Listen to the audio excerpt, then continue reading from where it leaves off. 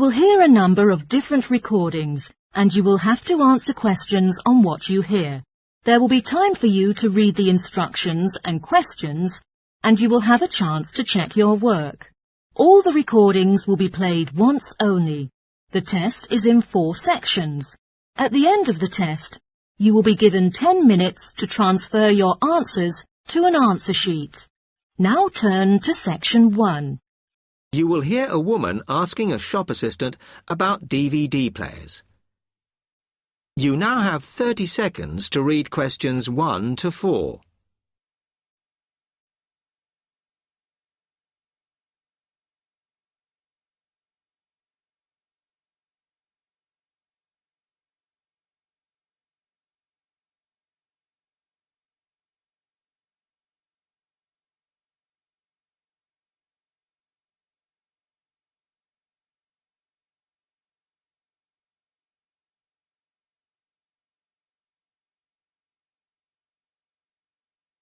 Hello, I'm interested in buying a DVD player. Can you help me, as I don't know very much about them? Of course. We sell quite a range. Actually, we're doing a customer survey at the moment, so I wonder if I could fill in this form about you, and that will actually help me to advise you on the best DVD player for you. Oh, okay. First of all, your occupation. Student. Okay. Then, have you already got a DVD player? No, I've never had one before. Uh-huh. And how much do you think you want to spend on a player? I'm not sure, really, but I have got a budget. My friend said I should allow about £100, but I can't afford over £85, so that's what I'm working on. Mm-hmm. And do you watch DVDs very often? Depends what you mean by often. I don't know what the norm is. Is it about 2 a week? I suppose I watch 3 a month. That's enough for me. Yes. What sort of films do you like watching then? Action movies? Not really. Oh. My boyfriend always insists we watch science fiction movies, but I prefer thrillers. Something to get your teeth into. Okay, just one more. Do you watch other DVDs? Ones that are not films, like music or something? Not much, because I don't want to spend the money on something I can watch on TV, but I occasionally rent out comedy programmes, and I fight with my boyfriend over all the sports DVDs he watches. You now have 30 seconds to read questions 5 to 10.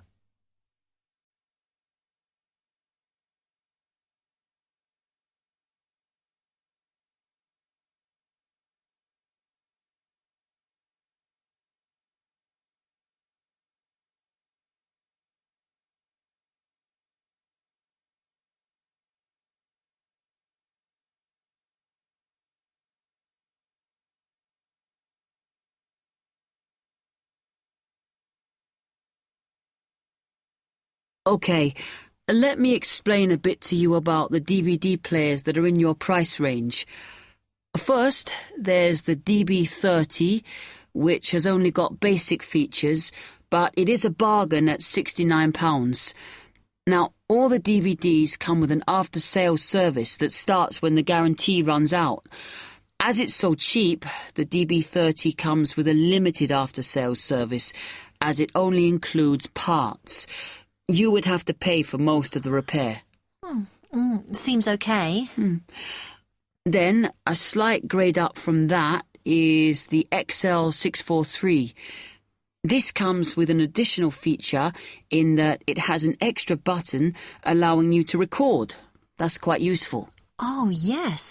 That would mean spending less on DVDs to watch. Yes, so you'd make the extra money back on it that it costs. Let me see how much it is. Yes, that one's actually reduced at the moment from £79 to £71.99. Oh. I think it's worth the extra myself. And is that the same level of after-sales service as the other one? Well, you get a bit more for your money because what we're offering is a discount on labour. So you don't pay the full price if you have to call an engineer out. I see. Then the last one is this trademarks 24. It's a very good player, and you can use it to listen to your CDs as well as watch DVDs. It looks nice, but I bet it's expensive. No, it's not top of the range. Let's see. Yes, it's £94. But what you have to remember is that includes insurance, so you don't have to pay extra for that. And it comes with a guarantee that's valid for 3 years, as opposed to the usual one. What do you think? Maybe. Section 2.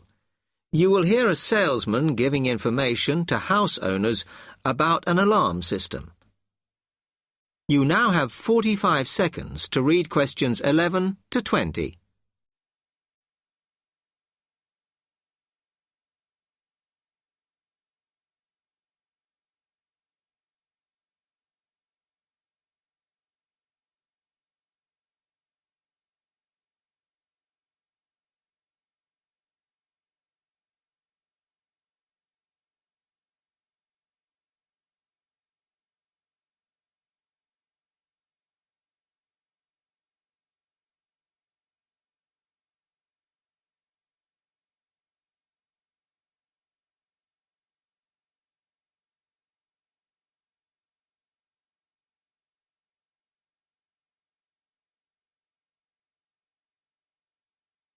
Thank you for inviting me to your residence meeting. My name is Martin Pugh from Safe Cell Alarms. I'm going to explain a little bit about home security, and I hope you'll all feel a bit better informed, and perhaps that you will even purchase one of the alarms we sell. It is all too easy these days for people to break into our homes. Did you know that 25% of all burglaries are committed by burglars breaking and entering via the back door? Even though it is locked, it is still relatively easy for someone to gain entry. And there are parts of our house that we think are not vulnerable because they look inaccessible. But they're not. So, if you're trying to protect your home, you should make sure the top floor is covered by that protection, not just the ground floor. We believe that the only way to secure your property is by having an alarm fitted. Just having the alarm on the outside can put burglars off, and we also recommend that you warn them about the alarm. To do this, we suggest you stick a sign in the front window of the house so it can be seen clearly. This alone should be enough to dissuade a burglar before they start. Now, our company has a range of alarms on offer, and I brought several along for you to see tonight. But let me just explain a few things about them. First of all of our alarms are highly visible. They're colored red, and on the underneath, there's a blue light, which you can see whether they are switched on or not. This acts as a deterrent to burglars who can see it as an active alarm system. Like most systems, our alarms are very sensitive, so you do need to look after them.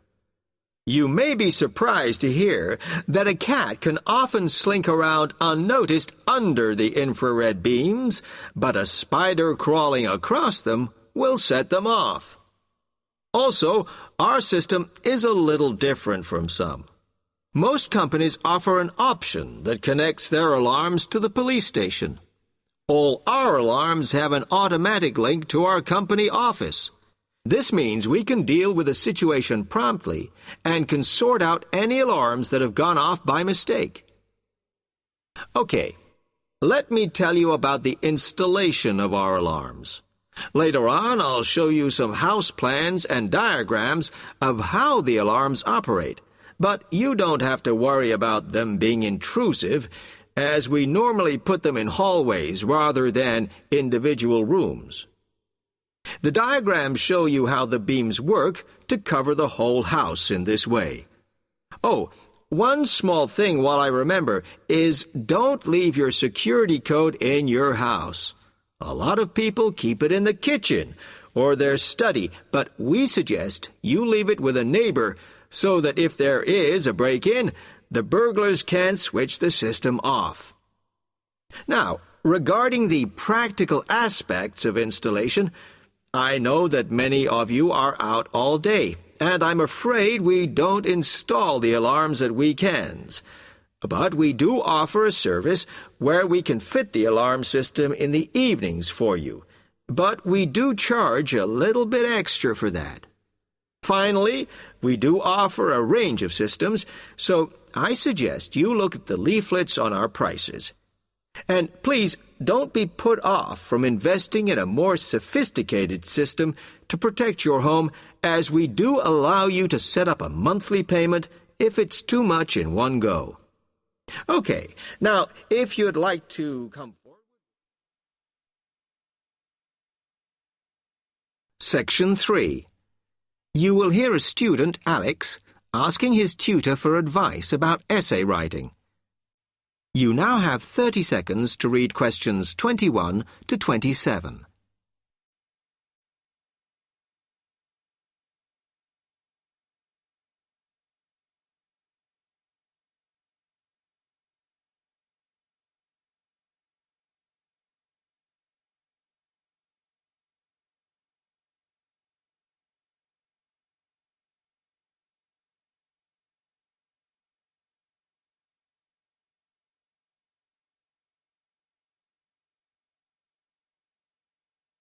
Hi, Alex. Come in. I gather you wanted some help with writing essays. Yes, I'm finding this first term difficult, and I'm worried about the assignments we have to do for January. Well, let me see if I can help. You shouldn't panic about it, because essay writing is a very straightforward process, really. What it involves is organising the information that you want to include. You shouldn't have more than you can easily manage within the word count. Make sure you haven't got too much or anything irrelevant. You need to look at that and work out what you need and what you don't need before you start. And then you just have to think about how you're going to put forward your argument. Oh, that sounds very straightforward when you put it like that. But I'm worried I haven't got the necessary skills for writing an effective essay because English is my second language. Well, perhaps you misunderstand the skills you need. You need to be able to analyse your data, and then I would say the skills of interpretation and expressing yourself are important. Perhaps it's this last one that bothers you, but the more essays you write, the more you will develop these skills. Yes, and I don't quite know how to improve at that. Though, as you say, I know practice will help. And I need to make sure I've got everything ready before I start. Yes. What is vital to good essay writing is preparation. So make sure you build in enough time to do the research you need. Are there any other sources I can use to help me with essays? Yes. You should go to the library and look through the reference section, because there are books that focus on the style we use in academic writing, and those will help you a lot. The other thing that you should think about is what happens when you've actually written your essay. Too many students just complete their work and hand it in, whereas what you should be doing is making sure that you edit it as thoroughly as possible. Oh, yes, that's a good idea. Then I'd pick up any mistakes and also see if it reads logically. Exactly. The other thing is, again, what a lot of students do is get their essays back, look at the marks, then just file it away. They don't realise that if they checked it through and looked at what the tutor had written, then they can learn from their old essays. Yeah, I can see that's a good idea. So, is that okay? You can always come back to me. You now have 15 seconds to read questions 28 to 30.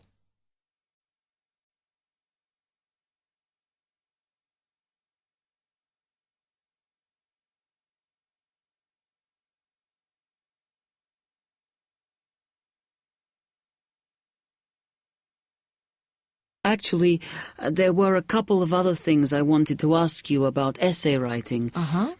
I had a few thoughts of my own about what I should do, such as really taking good notes when I'm reading, because that helps, doesn't it?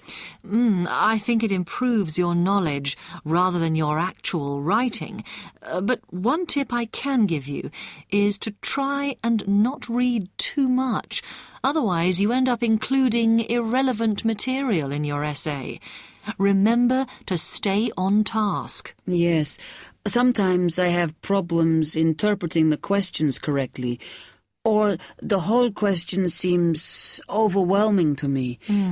What I try to do is highlight the key parts and divide it into smaller chunks so I can manage it. Well, you might find it useful to break it down even further by making sure you understand all the words perfectly before you start. Things like assess or comment and such like. Yes, I see. Sometimes, after an objective analysis, the question actually asks you for a subjective opinion. But you must remember to support your arguments if that's the case. One final comment I can make is about using your own words. You must try to do this as far as possible. You're expected to summarise what you've read, not just string together a list of quotations. In fact, you shouldn't have too many.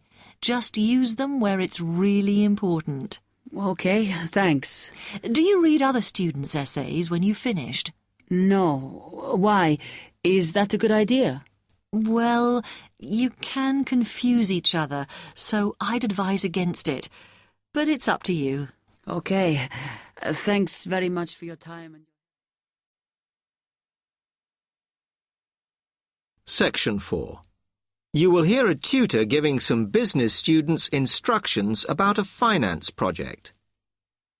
You now have 30 seconds to read questions 31 to 36.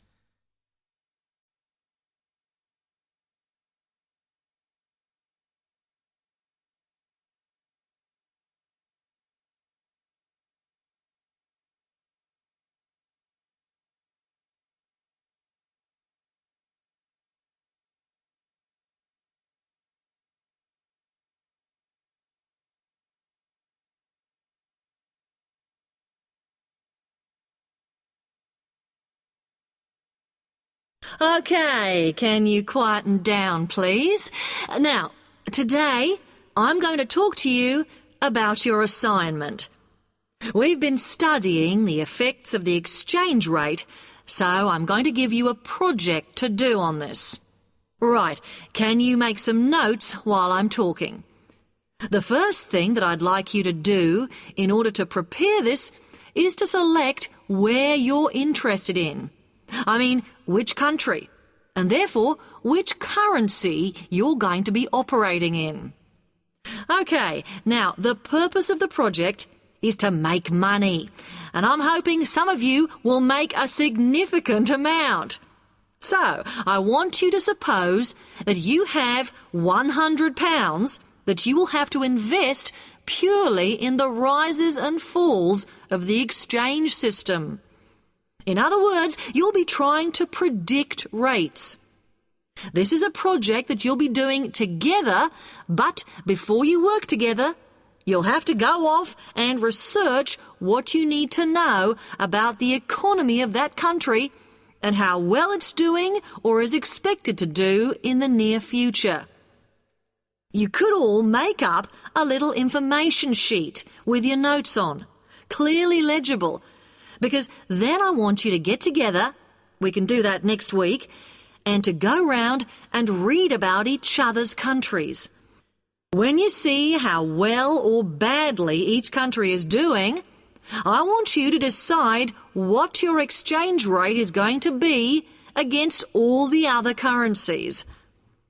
After that is all sorted, what you're going to do is go round the other students and attempt to sell your money to the others.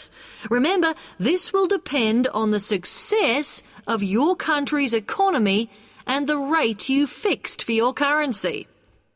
Now, you're not allowed to just swap currencies with each other, but you may wish to buy from the other countries. But you must do a proper transaction. All the way through this, you must keep your accounts properly for each transaction. I'll give you 1 week to do this, and then we will set a time for the deals to finish, a bit like the stock exchange. And at that point, I will ask you to calculate how much you have made. Is that clear? You now have 30 seconds to read questions 37 to 40.